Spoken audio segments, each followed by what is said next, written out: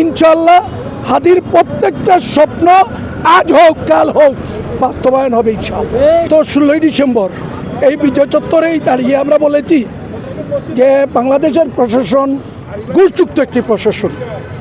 তারা ঘুষের কারণে মেরুদণ্ডহীন হয়ে গেছে, তাদের দূরদর্শিতা হারিয়ে গেছে, তারা চিন্তা শক্তি হারিয়ে ফেলেছে। আপনারা জানেন শনিবারে আমাদের হাদি ভাইয়ের জানাজা হওয়ার কথা আছে।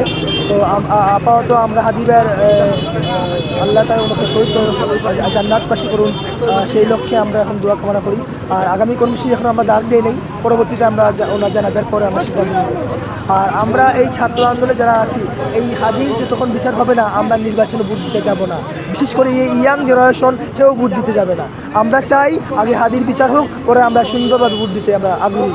আমরা আন্দোলন চালিয়ে যাব, আন্দোলন চলছে, 9টার সময় মারা যান। তো আমরা এই আমাদের সংগঠন সিলেট কল্যাণ সংস্থা, সিলেট বিভাগ যুব কল্যাণ সংস্থার পক্ষ থেকে এই দুঃখ প্রকাশ ও সুখ প্রকাশ করছি। তো 16ই ডিসেম্বর এই বিজয় চত্বরেই দাঁড়িয়ে আমরা বলেছি যে বাংলাদেশের প্রশাসন ঘুষযুক্ত একটি প্রশাসন। তারা ঘুষের কারণে মেরুদণ্ডহীন হয়ে গেছে, তাদের দূরদর্শিতা হারিয়ে গেছে, তারা চিন্তা শক্তি হারিয়ে ফেলেছে। এটা আমরা এখানে দাঁড়িয়ে বলেছি, কারণ বাংলাদেশের পুলিশ বিভাগ একটি প্রশ্নবিদ্ধ প্রতিষ্ঠান, যাদের পরিচয় ঘুষের মধ্যে জড়িত। তারা ঘুষ ছাড়া আর কিছুই বুঝেন না।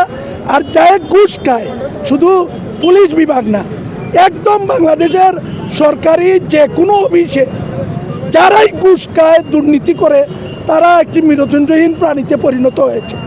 তাদের সক্ষমতা হারিয়ে যায়, দূরদর্শিতা হারিয়ে যায়, কাজের যে একটা স্প্রিয়া আছে সেটাও হারিয়ে যায়। বাংলাদেশের প্রশাসনের বর্তমান সময়ে এটাই ঘটেছে। ওনারা এখন একটি বলা যায় মেরুদণ্ডহীন প্রাণীতে পরিণত হয়েছেন, নিজেদের অবস্থান হারিয়ে ফেলেছেন। কারণ ঘুষ ওনাদের চরিত্রকে একদম বিলীন করে ফেলেছে।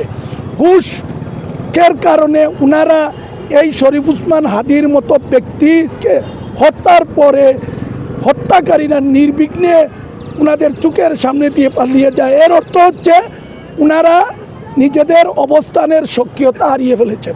কাজের যে একটা সবল অবস্থান আছে বাংলাদেশ প্রশাসনের, সেটা নাই। এটা বাংলাদেশের 18 কোটি মানুষ সেটা ভালোভাবেই অনুধাবন করতে পেরেছে। এই শরীফ উসমান হাদির এই গুলির পরে মৃত্যুর সাথে পাঞ্জা লড়া এবং মৃত্যু পর্যন্ত এটা বাংলাদেশের মানুষ খুব ভালোভাবে অনুধাবন করতে পেরেছে। আমি বাঙালির, আমি প্রথমে হচ্ছে আমি বাংলাদেশি, কারণ আমরা বাংলাদেশি। বাঙালি হচ্ছে ভারতীয়রা, আমরা বাংলাদেশি, আমরা কখনো বাঙালি না। 1971 16ই ডিসেম্বর পরে আমাদের পরিচয় আমরা বাংলাদেশি। আমি শরীফ উসমান হাদিকে অবস্থান নিয়ে বলতে, আমাদের চেতনার উচ্চ, আমাদের প্রেরণার উচ্চ সামনের বাংলাদেশের শরীফ উসমান হাদি আমাদের একজন বাংলাদেশের জন্য একজন পথ প্রদর্শক। উনি যে কাজ করে গেছেন, ওনার যে চেতনা, ওনার যে চিন্তা, ওনার যে ভাবনা, এটা রেখে গেছেন আমাদের কাছে।